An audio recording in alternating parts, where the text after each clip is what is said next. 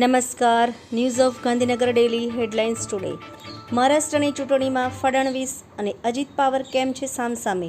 નારાજગી કે પછી વ્યૂહનીતિ? અમદાવાદમાં એક વ્યક્તિ ઝઘડાની વચ્ચે પડવાને કારણે યુવક ઉપર છરીના ઘા કરીને હુમલો કર્યો.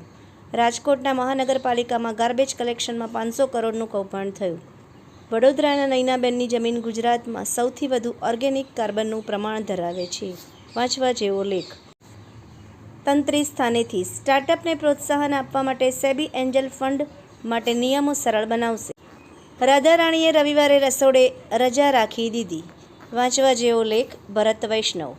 ખ્યાતિ હોસ્પિટલની સાથે વડોદરાના ગાજરાવાડીમાં કાકા અને ભત્રીજા વચ્ચે ઝઘડો થતાં લાકડી વડે હુમલો કર્યો. વડોદરામાં ગઈકાલે રેસ્ટોરન્ટમાં ભીષણ આગ લાગવાના બનાવ બાદ આગના વધુ 4 બનાવ બન્યા. સુરતમાં 111 કરોડની સાયબર છેતરપિંડી કરવા માટે આપ્યા 623 બેંક ખાતાઓ, ગેંગનો પર્દાફાશ થયો. માંડવીમાં ગઢસીસા શેરડી હાઈવે પર બાઇક સ્લીપ થઈ જતા યુવાનનું મોત. ભુજમાં મોટી શહેરમાં યુવાનના મોઢા ઉપર ટુવાલ વીંટાળી 5 શખ્સોનો હુમલો કર્યો. ગાંધીધામના કાનમેરમાં 8 મંદિરોમાં કરેલી લૂંટ અને ચોરી કરનાર આરોપીઓની ધરપકડ કરવામાં આવી. એનોજી સાહિત્ય સરિતા ગ્રુપ, વિષય તુલસી વિવાહ. એના ઉપર સર્જકોની ખૂબ જ સુંદર વિવિધ રચનાઓ. તમામ કંપનીઓને કર્મચારીઓના પગારમાં 4 રૂપિયાનો જંગી વધારો કરવાનો અનુરોધ. વાંચવા જેવો લેખ. ભરત વૈષ્ણવ. વડોદરાની અંજના હોસ્પિટલમાં સરકારી યોજનામાં ગેરરીતિની આશંકાથી આરોગ્ય વિભાગ દોડતું થયું. ડીસામાં કુરેશી સમાજના સમૂહ લગ્ન યોજાયા. 30 યુગલો નિકાહના બંધનમાં જોડાયા.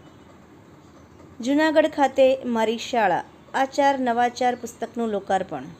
ખ્યાતિ ગ્રુપમાં ₹700 કરોડના કૌભાંડનો સરીકરી તપાસમાં પર્દાફાશ. ભરૂચ એસઓજી પોલીસે જંબુસર માર્ગ પરથી આર્મ્સ એક્ટ હેઠળના 2 ગુનાઓ શોધી તેની સાથે 2 ઈસમો ઝડપી પાડ્યા. મુરારી બાપુએ ગુરુપુરબ અને દેવ દિવાળીની શુભેચ્છાઓ આપી. ઇન્ડિકેટિવ પ્લાન મહત્વના આ વિકલ્પ ક્યારેય દૂર થવો જોઈએ નહીં. રહીશો. અમદાવાદની ખ્યાતિ હોસ્પિટલમાં બનેલ ઘટનાને પગલે આરોગ્ય મંત્રી શ્રી ઋષિકેશ પટેલે ગાંધીનગર ખાતે સર્વગ્રાહી સમીક્ષા બેઠક કરીને કડક કાર્યવાહી કરવા સૂચના આપી. આભાર. મીનાક્ષી રાવલ, ગાંધીનગર. ન્યૂઝ ઓફ ગાંધીનગર દૈનિક જન ફરિયાદ ન્યૂઝ.